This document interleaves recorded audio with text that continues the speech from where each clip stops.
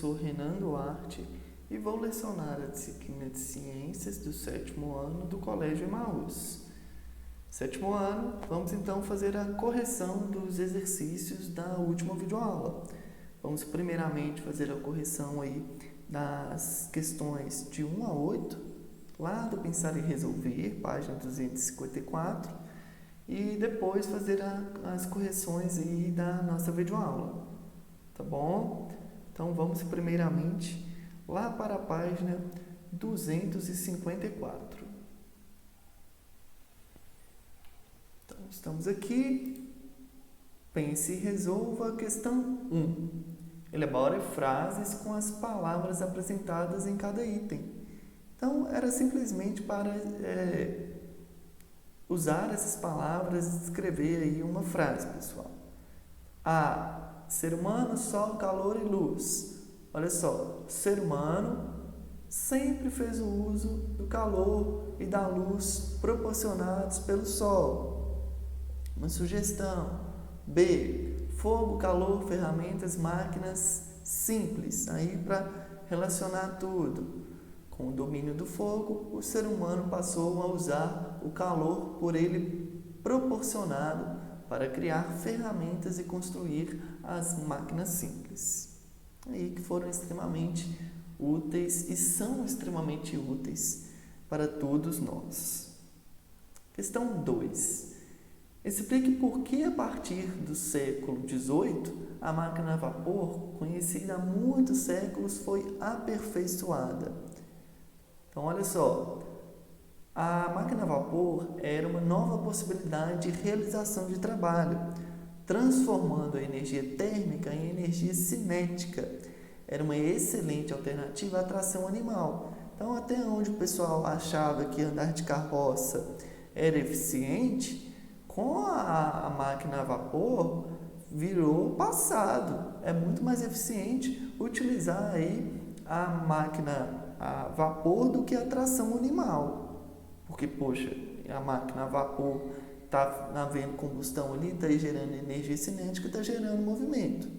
Então, era uma excelente alternativa à tração animal, pois apresentava uma elevada potência e permitia o uso do carvão mineral, que é um combustível fóssil em abundância. Questão 3. Em relação às máquinas a vapor, responda. Esse é um pouquinho. A. Qual a transformação de energia que ela realiza? Transformação. A máquina a vapor, você pega madeira, carvão e coloca lá. Ela não queima? Então, está ocorrendo aí um fenômeno químico. Lembra? Transformações químicas. Então, está ocorrendo aí a transformação de uma energia térmica em energia cinética. B. Qual é o seu combustível? Carvão mineral. C. Qual a unidade de medida de potência das máquinas a vapor? As unidades de medida de potência, pessoal, é o Wzinho, sim, a sigla, Watt, unidade de acordo com a unidade de Sistema Internacional de Medidas. Pode ter também o HP, horsepower, ou o CV, cavalo-vapor. A próxima questão. Qual foi o seu primeiro uso no século XVIII? O que eles utilizavam? Para retirar a água das minas de carvão. Questão 4. Indique a que momento histórico cada item abaixo está relacionado. Então, se é anterior à Revolução Industrial ou durante ela. Primeiro, então, oficinas de artesanato. Anterior, a poluição atmosférica.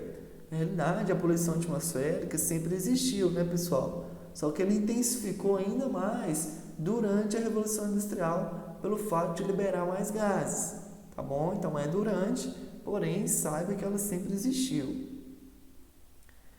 A produção rápida, poxa, durante a Revolução, foi justamente isso que gerou essa revolução industrial.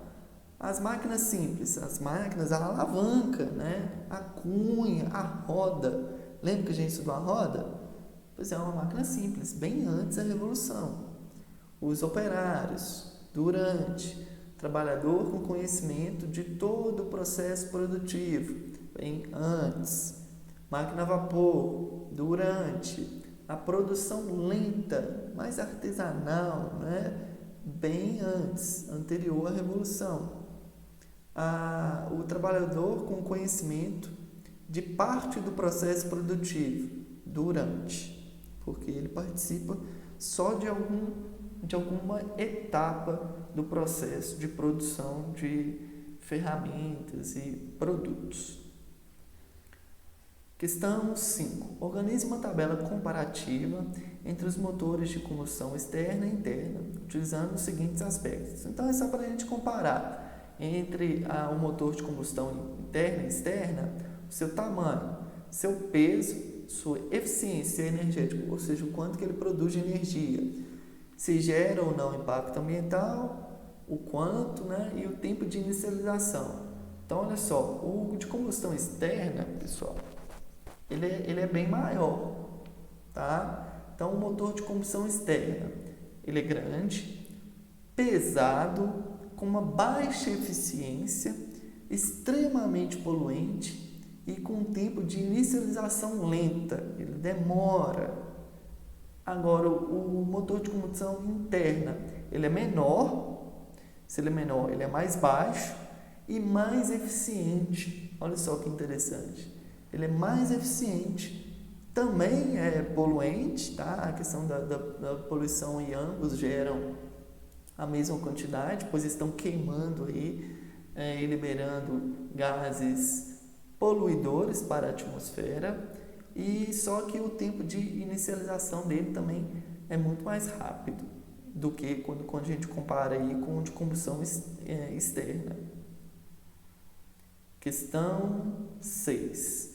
Com relação à transformação de energia, qual a diferença entre um motor de combustão e um motor elétrico? Olha só, o motor de combustão transforma a energia térmica em cinética.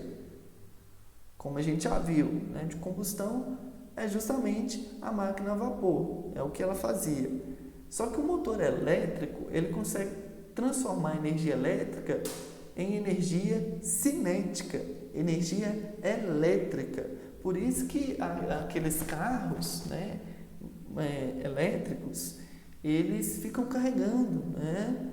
Eles carregam, ao invés de a energia ser retirada por alguma queima, eles ficam ligados aí à energia elétrica para carregar a bateria, né? Eles têm uma bateria e ela conseguir fazer a transformação em movimento depois, ou seja, essa transformação de energia elétrica para energia cinética. Pessoal, vocês não podem confundir isso.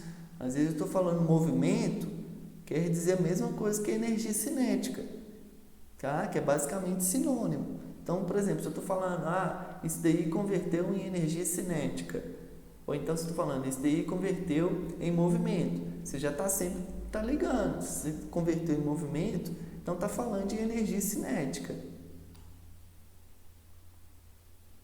Próxima questão, 7. Na segunda revolução industrial, houve uma necessidade da sociedade se desenvolver científica e tecnologicamente para buscar a criação de novos medicamentos e vacinas. Por quê? Então, olha só, durante a segunda revolução industrial, a poluição causada pelos resíduos do carvão queimado prejudicava a saúde dos trabalhadores, causando doenças respiratórias. E as péssimas condições de saneamento básico, né, de saneamento, favoreciam a ocorrência de doenças infecto-contagiosas, como o tifo e a cólera. Aí 2 exemplos. Diante dessa realidade, a humanidade se viu a necessidade de buscar a criação de novos medicamentos e inclusive vacinas. Então, pessoal, o que acontece? Houve uma demanda muito grande de produtos naturais, só que para serem queimados, para justamente produzir aí todos esses produtos, produção em série de carros, automóveis de modo geral. A indústria cresceu muito, só que com a indústria crescendo, aumento dos poluentes, que vai afetar diretamente aí a saúde da população, não só local, mas também mundial, de todo o planeta. Questão 8. O princípio de funcionamento do coletor solar está baseado nos processos de transformação, de transmissão de calor, a condução térmica, convecção e radiação. Foi o que a gente já estudou. Identifiquem quais elementos o coletor solar ocorre cada um desses processos. Voltamos então aqui à questão 8. Então, o coletor solar é aquela placa solar, pessoal, que geralmente fica por cima das casas, das residências. A radiação térmica do Sol aquece a placa coletora e a tubulação. A água no interior da tubulação é aquecida por condução térmica. A água aquecida na tubulação cria um ciclo de convecção que permite o aquecimento da água no reservatório. Interessante também que esses coletores solares, essas placas solares, conseguem inclusive fazer a produção de energia elétrica. Então ele converte essa energia luminosa, né, energia que retém ela do Sol, para transformar em energia elétrica. Fechamos então a correção, a página 254. Vamos para a questão 1 da nossa videoaula. Aí, falando uma questão sobre combustão também. Olha só, o Pedro fez um longo passeio de motocicleta e ao descer do veículo encostou a parte indicada na figura a seguir e acabou se queimando, né? Então, ele encostou a perna aqui e queimou aqui no escapamento. Então, olha só, considerando que a motocicleta é um exemplo de máquina térmica, como que foi gerado o calor? Pessoal, moto é um veículo. Se é um veículo atual, só pode ser gerado pela combustão. Então, o calor foi gerado pela queima de um combustível. Aí pode ser a própria gasolina, o diesel ou o álcool, os combustíveis usuais atualmente, né, que geralmente as pessoas utilizam para colocar nos carros. Então, olha só, mesmo com a motocicleta desligada, o escapamento ainda permanece quente por alguns minutos. Por que o escapamento esquenta e depois demora para voltar à temperatura ambiente? O aquecimento ocorre durante o funcionamento da moto devido às trocas de calor entre o motor e o escapamento, né? Então, o tempo necessário para resfriar o escapamento vai depender das trocas de calor entre o escapamento e o ambiente externo. Então, lembrando também que o metal ele é um bom condutor, então ele retém muito calor, tá? O metal ou o alumínio aqui no caso, né? Então, ele consegue manter por muito mais tempo essa temperatura, esse calor. Questão 2. O esquema apresentado, né, é um exemplo de como o equilíbrio termodinâmico interfere na manutenção da vida na Terra. Esse processo é conhecido como fluxo de... Pessoal, então olha só, essa questão é muito interessante, muito legal, porque a gente tem que relacionar, entender um pouquinho mais, né, pensar bastante. O que a gente tem aqui? É uma cadeia alimentar. Lembra? Quando a gente estava estudando lá na ecologia, temos aqui o Sol, os produtores. Quem que é aqui esses produtores? As plantas, seres fotossintetizantes. E olha só que interessante. Eles produzem, né? Eles fazem um fenômeno químico que recebe a luz solar e libera aí oxigênio. Isso daí é um fenômeno químico, pessoal. Animais, né, consumidores primários, vão se alimentar dos produtores, consumidores secundários, outros animais vão se alimentar dos consumidores primários e assim em diante. E os decompositores atuando aí em toda cadeia. É uma cadeia alimentar. Só que estava perguntando, esse processo é conhecido como um fluxo de calor entre os níveis trópicos. Calor, está passando calor aí? Olha só, quando essa setinha está no consumidor secundário, é calor que está passando? Não, isso daqui é predação, um se alimentando do outro. Então, nada a ver. B, energia entre os níveis trópicos da cadeia alimentar, havendo a transferência de energia para o ecossistema, no ecossistema. Então, resposta correta. A C, matéria entre os níveis tróficos. Matéria entre os níveis tróficos? Como assim? A gente não estudou matéria entre os níveis. Matéria é tudo aquilo que é bruto, né? Que a gente consegue pegar. Então, não é biomassa entre os níveis. Nem biomassa a gente nem estudou. Então, a resposta correta B. 3 era para completar, né? Então, temos aí a temperatura está associada ao estado de movimento ou à agitação das partículas. 4. Quando dizemos que um corpo está quente, é porque algo elevou sua temperatura. Quando o corpo está frio, é porque está uma temperatura mais baixa. Então, ocorreu uma perda de calor. A 6. O calor também é chamado de energia térmica. Existem fontes naturais e fontes artificiais. Cite fontes naturais. O sol principal, pessoal. Principal, sol, o próprio o corpo humano, centro da Terra. A questão 7, pedir para citar as fontes artificiais, que também são várias. Forno, secador de cabelo, forno elétrico, uma lâmpada acesa, e entre outros. Fechamos então a nossa correção. Bons estudos, até a próxima e lembre-se sempre, juntos no caminho certo.